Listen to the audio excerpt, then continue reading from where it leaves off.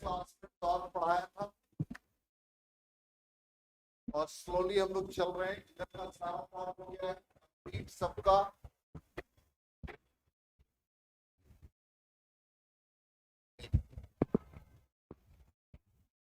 Torque expression क्या आ गया था आर्यन? नहीं, हाँ अच्छा इधर बैठा है। जल्दी से बता दो टॉर्क का एक्सप्रेशन क्या आ गया था। हाँ, इसलिए हम टॉर्क स्क्रीन पे डिस्प्ले किया। थोड़ा पूछते जाएंगे तभी होगा। एम क्रॉस बी, एम क्या था उसमें?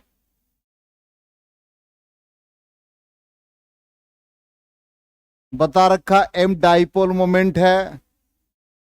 डाइपोल मोमेंट कॉइल का भी होता है, मैग्नेट का भी होता है। जब करंट कैरिंग कंडक्टर एक डाइपोल की तरह बिहेव करेगा तो current into area of the coil, magnetic moment. और जब डाइपोल होगा तो pole strength into magnetic length. तो यहां पर pole strength into magnetic length के फॉर्म में, ठीक, यहां पर हम लोगों ने यही निकाला था। अब टॉर्क का डायरेक्शन क्या बताया था, राम गणेश जी बताएंगे। टॉर्क का डायरेक्शन, टॉर्क का डायरेक्शन क्या था? इसको आज ऑफिस में बंद करके हम लोग सब लोग पीटेंगे। बॉडी बिल्डर भी है, सबसे बढ़िया फिजिक इसी का है, मार का कोई असर ही नहीं होगा इसको। इतना एब्सेंट क्यों है तुम्हारा? हैं? हर वीक में एक एब्सेंट हो रहा है इधर, प्रीवियस क्लास में नहीं हो रहा था।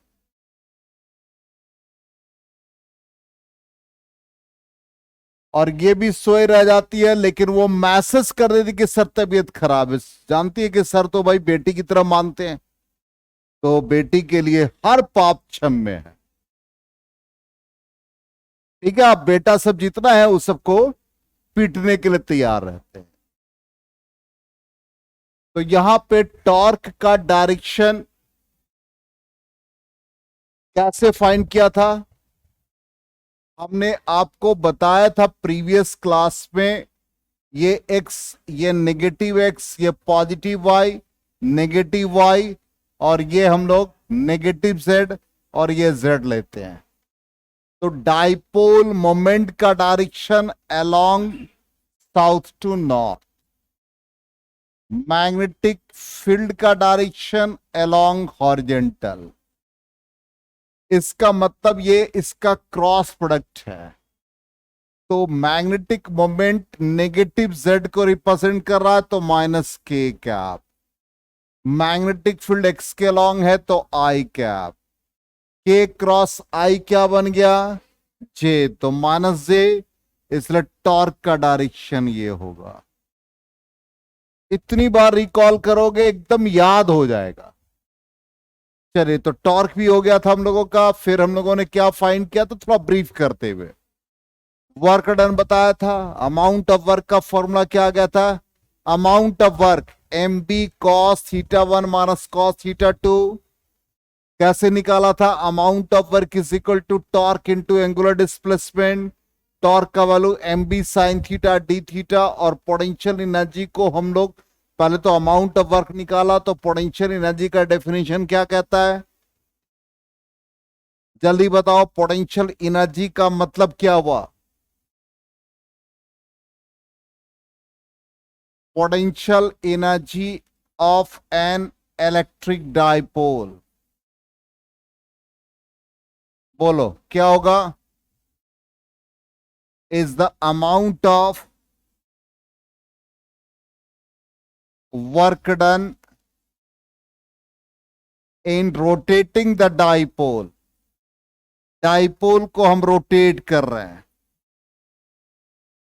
इन रोटेटिंग द डाइपोल, कहां से कहां? फ्रॉम जीरो एनर्जी पोजीशन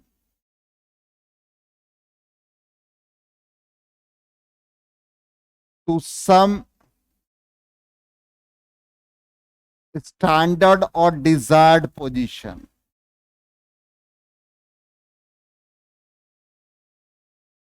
इसका मतलब हम लोग जीरो एनर्जी पोजीशन θ1 एज्यूम करेंगे और θ1 का वैल्यू क्या हो जाएगा 90 डिग्री जब टॉर्क मैक्सिमम होता है और सम स्टैंडर्ड पोजीशन को θ2 मान लेंगे which is equal to theta. तो ये जो अमाउंट ऑफ वर्क है this work is stored as potential energy. तो ये एम बी कॉस θ1 की जगह पर कॉस बोलो 90 डिग्री और ये क्या दे देगा कॉस थीटा दे देगा, कॉस 90 का वैल्यू 0, तो potential energy is equal to minus M B cos theta.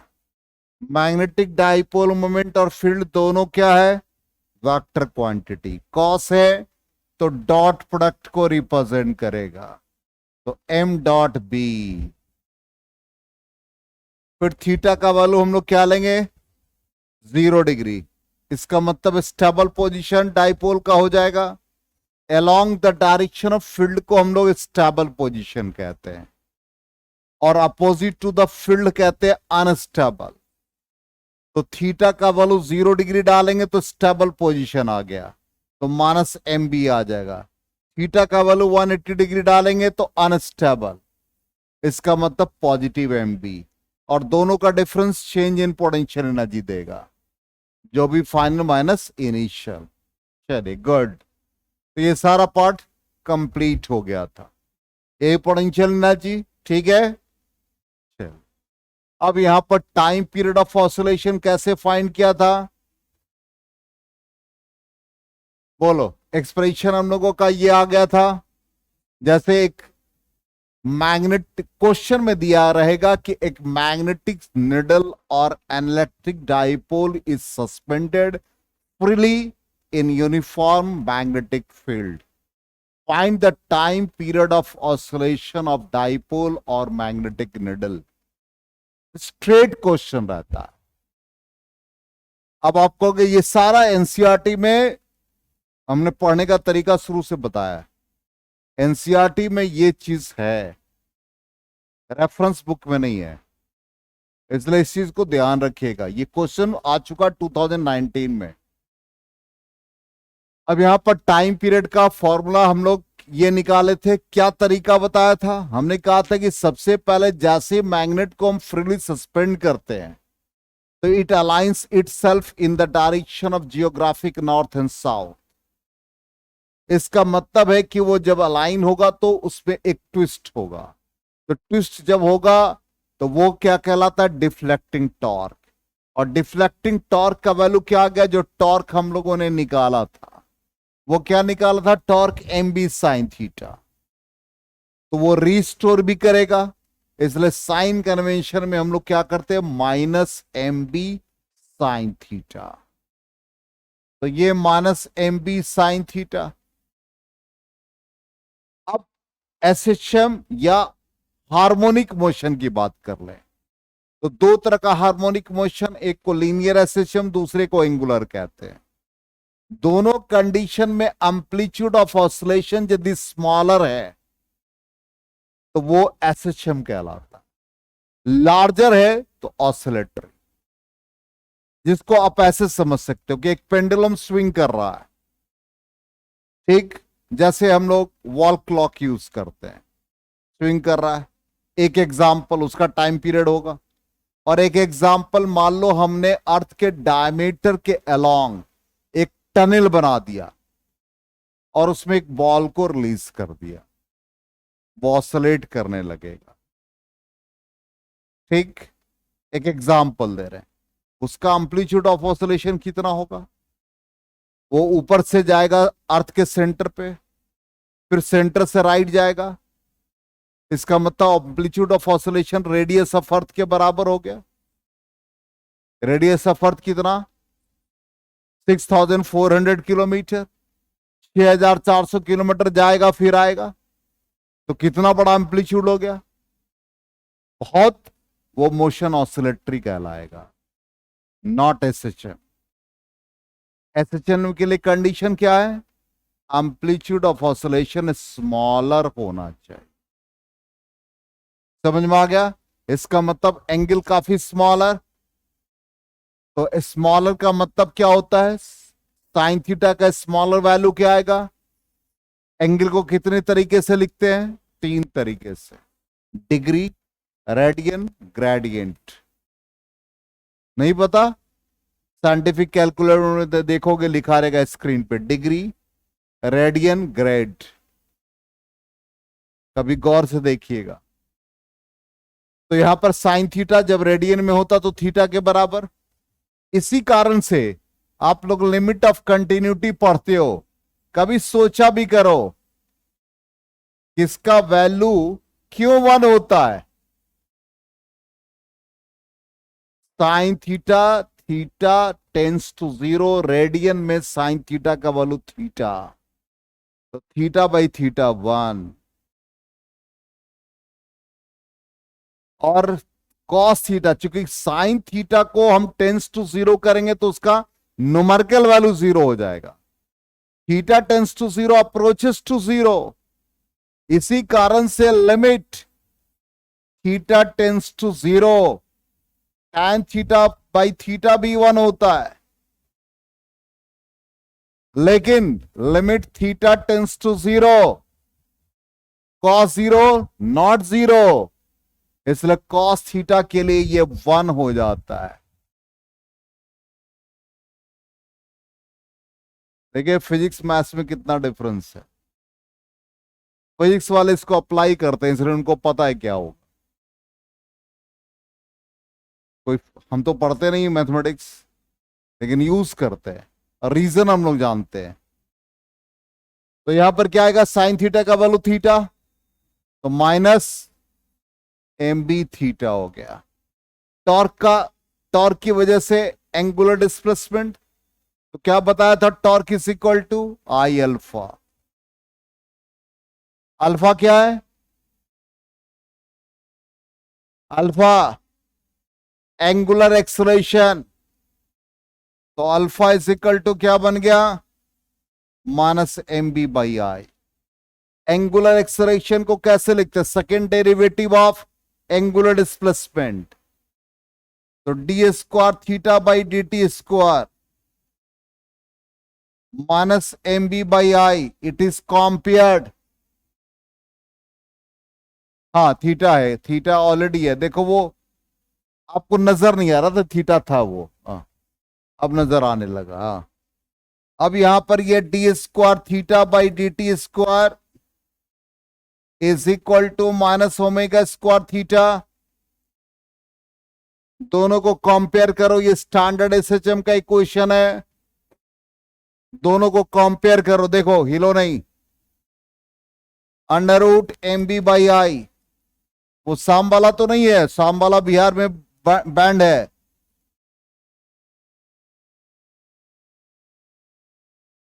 अब है ना बैंड? हाँ, तो टाइम पीरियड के फॉर्म में लिख दिया ओमेगा को, तो 2 pi is equal to under root M B by I. तो टाइम पीरियड क्या बन जाएगा आर्यन?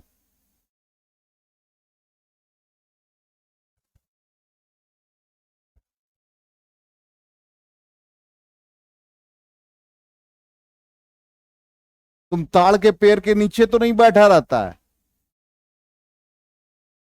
पानी पीता रहता है सुबह? गांव में बैठोगे तो कुछ और समझ जाएगा लोग। नहीं समझा बेचारा।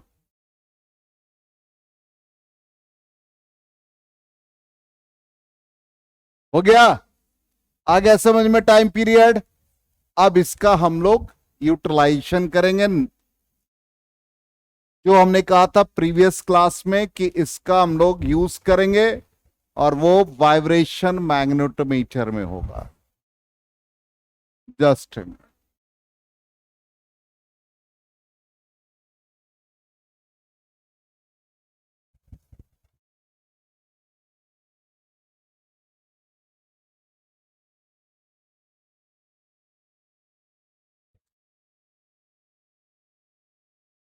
चलिए, वाइब्रेशन मैग्नेटोमीटर। इस मैग्नेटोमीटर में देखो, एक टॉर्सन हेड से एक पेंडुलम की तरह एक बार मैग्नेट सस्पेंडेड है। बार मैग्नेट जिस स्ट्रिंग से कनेक्टेड होता है उसको हम लोग मूविंग कॉइल गैल्वेनोमीटर में पढ़े। वो सिंपल स्ट्रिंग नहीं होता, वो फॉस्फोर ब्रॉन्ज स्ट्रिप का बना रहता है, क्योंकि वो स्ट्रेट होता है। कितने बार भी आप उसको ऑसिलेट कराओगे तो वो कहीं भी ट्विस्ट नहीं होगा, टर्न नहीं होगा, मुड़ेगा नहीं। ठीक, तो ये इसीलिए इसका नाम पड़ा टॉर्सन हेड, जहां से कनेक्ट है। तो ये स्ट्रिंग है। हॉर्स हेयर भी यूज कर लेते हैं। हॉर्स हेयर अभी कभी भी देखोगे, उसका जो हेयर होता है, उसके जो पूंछ के बाल होते हैं, वो एकदम स्ट्रेट मिलेगा आपको। और वो कितना भी आप पेंडुलम को स्विंग करा दो, वो मुड़ेगा नहीं। और सिंपल थ्रेड को आप अभी देखो, ये माइक को हम बार बार रोटेट, देखो सिंपल यूज करो, बेंड हो गया, मुड़ गया, ये स्ट्रेट नहीं रहेगा। आयरन के वायर को यूज करते रहो, आप घुमाते नहीं हो तब पर भी उसमें ट्विस्ट आ जाता है, फोल्ड हो जाता है अपने आप, यूज करते करते। लेकिन हॉर्स हेयर में ऐसा नहीं होगा, सिल्क थ्रेड में नहीं होता है, फॉस्फोर ब्रॉन्ज स्ट्रिप में कभी नहीं होगा, इसलिए वो इसी को यूज किया जाता है। अब इसी में सुन तो लो, राम गणेश आजकल बहुत बात कर रहा है। अब ये पेंडुलम इसमें स्विंग कर रहा है। तो वाइब्रेशन मैग्नेटोमीटर का काम है कि हम पेंडुलम की तरह मैग्नेट को यूज करते, एक मैग्नेट के ऊपर दूसरे मैग्नेट को रख के मैग्नेटिक मोमेंट को कंपेयर कर सकते हैं, उसके टाइम पीरियड को कंपेयर कर सकते हैं, मैग्नेटिक फील्ड को निकाल सकते हैं। फॉर्मूला वही लगेगा, टाइम पीरियड 2π√I/mb। ठीक, तो यही कहता है, it is use to compare magnetic moments and magnetic fields. अब ये किस प्रिंसिपल पर वर्क कर रहा है? ये कहता है फ्रीली सस्पेंडेड, जस्ट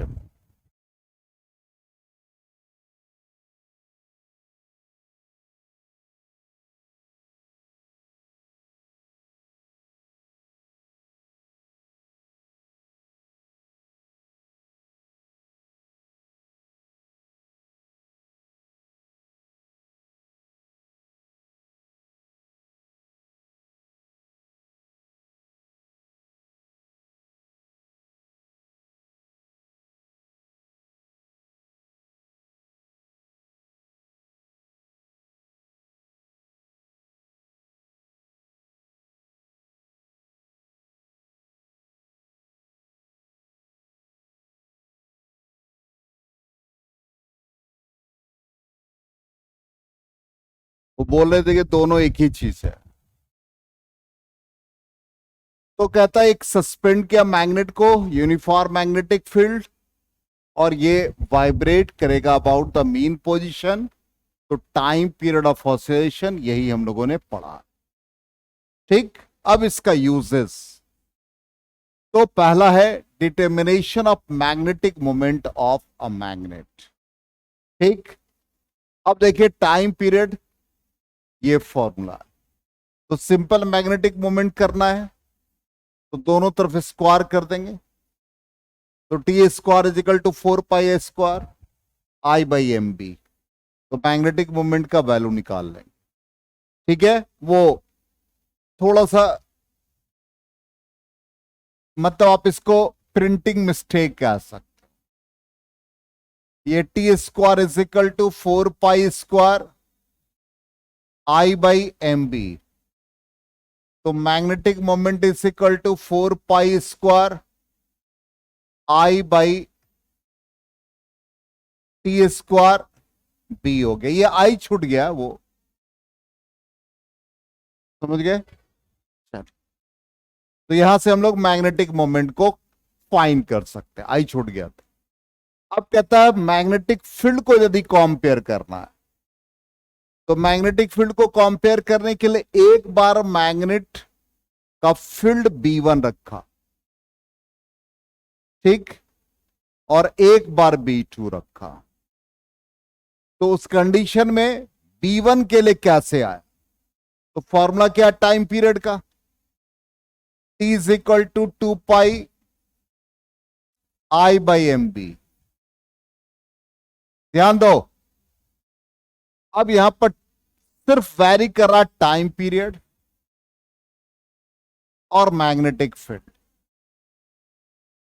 दूसरा बार जो है फील्ड को बदल दिया सेम मैग्नेट के लिए, तो मैग्नेटिक मोमेंट सेम रह गया।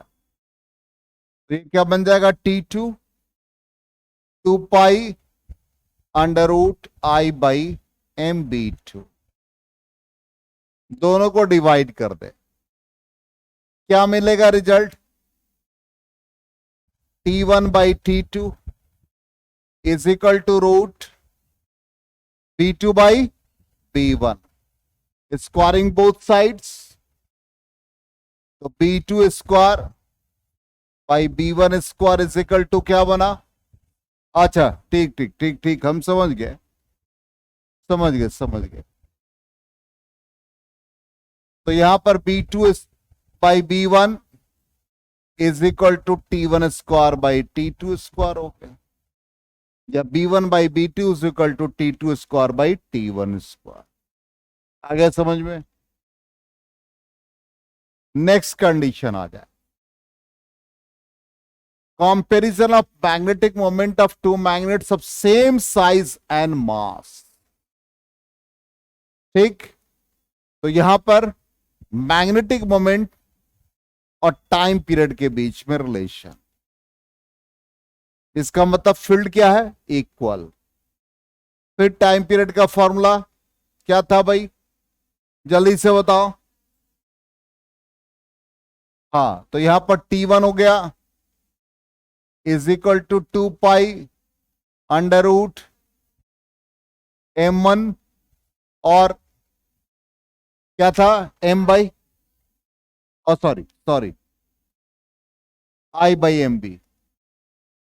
तो सेम साइज है, इसका मतलब क्या है, मोमेंट ऑफ इनर्शिया सेम है। तो I magnetic moment M1 field same, दूसरे वाले का time period T2 2 pi under root I by M2B, squaring both sides, तो T1 square by T2 square हो जाएगा, जल्दी बता दो, M2 बाई M1, यही रिजल्ट आ गया। और M2 बाई M1 या M1 by M2 inverse related आ गया। नेक्स्ट कंडीशन आ जाओ, comparison of magnetic moments by sum and difference method. Sum का मतलब एक मैग्नेट के ऊपर दूसरा मैग्नेट को रखेंगे और उसका पोल सेम होना चाहिए। तो देखो पोल क्या है, सेम है। ठीक, अब इस कंडीशन में मैग्नेटिक मोमेंट फाइंड करना है, जल्दी से बताओ। दोनों का मैग्नेटिक मोमेंट, एक का M1 दूसरे का M2, दोनों का मैग्नेटिक मोमेंट का डायरेक्शन सेम, इन दोनों का समेशन, तो नेट मैग्नेटिक मोमेंट क्या बन गया, M1 प्लस M2। ठीक, moment of inertia, moment of inertia tensor quantity है। टेंसर का मतलब नीदर वेक्टर नॉर स्केलर, इसका डिफरेंट मैग्नीट्यूड डिफरेंट डायरेक्शन में होता है, इसलिए हमेशा सम रखो, डिफरेंस रखो, हमेशा ऐड होगा, हमेशा ऐड होगा। इसलिए इसका मोमेंट ऑफ इनर्शिया क्या देगा, simple addition I1 plus I2।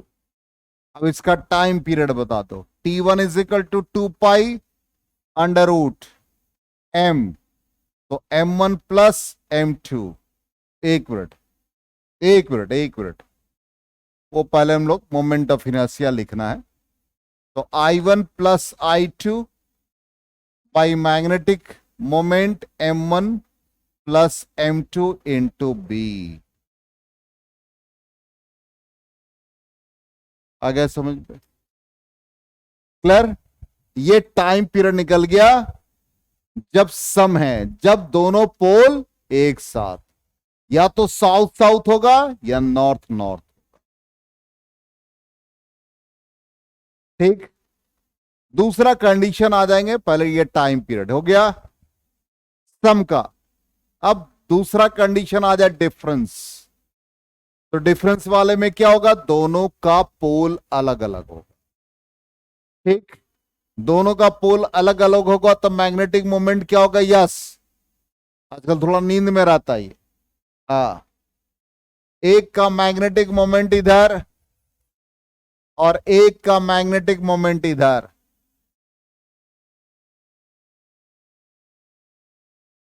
हाँ,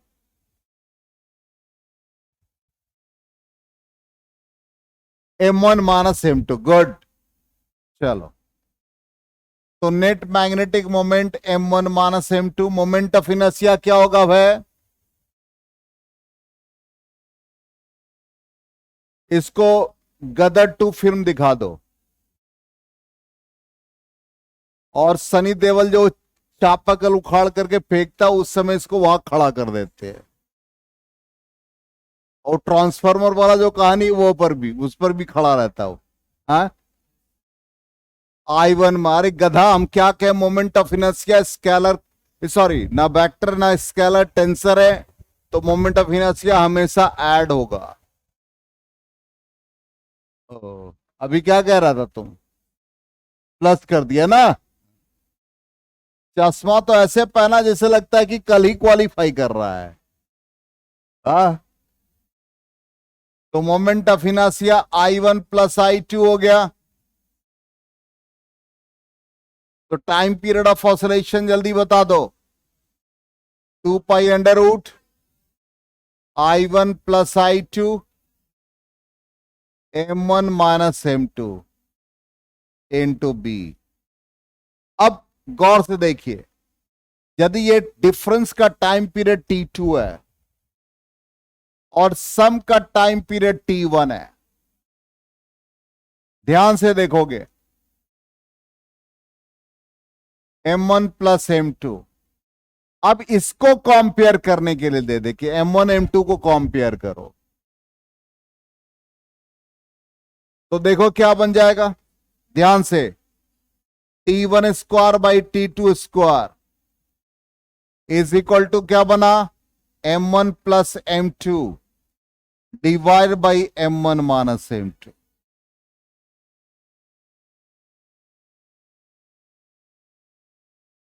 अच्छा, इनवर्स रिलेटेड है, हाँ ठीक ठीक ठीक, इनवर्स रिलेटेड है। तो ये M1 minus M2 by M1 plus M2, और M1 M2 का रेशियो निकालना, जल्दी से बताओ तो कितना आएगा, मैग्नेटिक मोमेंट को कंपेयर करना, जल्दी से, क्विक, जल्दी जल्दी बताओ।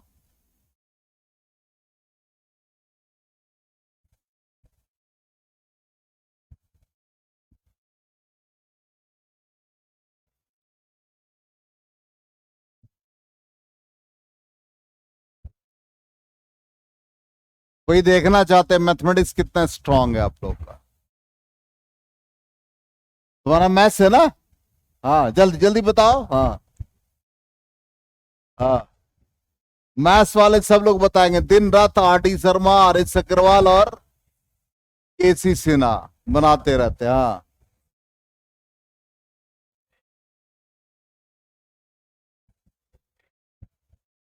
आइए मैरून का calculus, fallen night algebra, S L Loni का ट्रीगो, ये सब किताबें पढ़ते मैथ्स वाले। हाँ,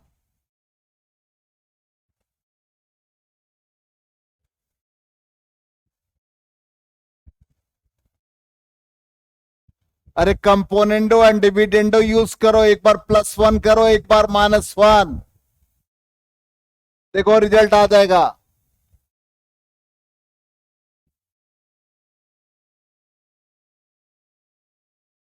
इससे बढ़िया तो बायो वाला फॉर्मूला याद कर लेगा, रट लेगा। दोनों तरफ पहले +1 करो,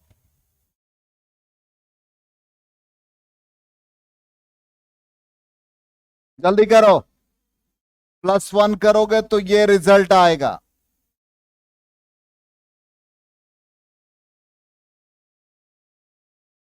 M2 कट जाएगा, 2m1/m1 + m2 आएगा। आएगा।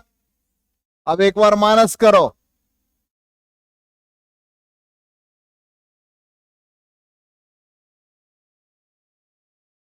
क्या आएगा?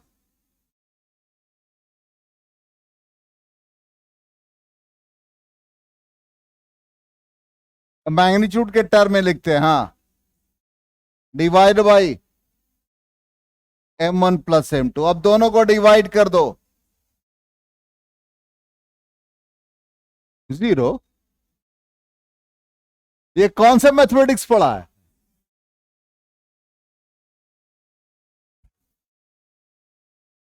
या माइनस साइन ना, तो ये आ जाएगा T2² - T1²। ये माइनस आ रहा है, उसको इसी फॉर्म में लिख दो ना, जो आ रहा है बस उसी के फॉर्म में। तो ये बन जाएगा T2² - T1² बाई T2²। हो गया। अब दोनों को डिवाइड, अरे सुन लो, आता तो है नहीं। T1² by T2² divided by T2² minus T1²। बहुत इंपॉर्टेंट रिजल्ट बता रहे हैं। क्या आ गया? 2m1/2m2 मतलब m1/m2 आ गया। तो जब भी मैग्नेटिक मोमेंट को कंपेयर करना हो in terms of time period तो ये रिजल्ट आ जाएगा। बाय वाले डायरेक्टली याद रखेंगे, सिंपल है। आ गया समझ में? तो जितना भी वाइब्रेशन मैग्नेटोमीटर का पार्ट था जिससे हमारा प्रॉब्लम आएगा वो सारा हमने डील कर दिया। ये T2 था। चलिए अब देखिए यहां पर, एक मिनट चेक कर लेते हैं कि प्रॉब्लम है कि नहीं। हाँ, अब देखिए इसका क्वेश्चन क्या है, ध्यान से सुनिए। Small compass needle of magnetic moment M, capital M not small m, capital M he use करेंगे, is free to turn about an axis perpendicular to the direction of uniform magnetic field. The moment of inertia of the needle about the axis is I. The needle is slightly disturbed from its stable position and then released. Prove that it executes SHM, hence deduce the expression for its time period. कितना language है? Simple क्या meaning हुआ? Time period of oscillation of magnetic dipole निकाल देना। E is equal to 2π√I/m। आ गया समझ में? Clear? तो ये पार्ट भी हमारा कंप्लीट हो गया। टाइम हो गया। तो नेक्स्ट क्लास में हम लोग, कल के क्लास में गॉस लॉ इन मैग्नेटिज्म है और फिर आगे का पार्ट स्टार्ट करेंगे। यहां तक कंप्लीट कर ले आप लोग।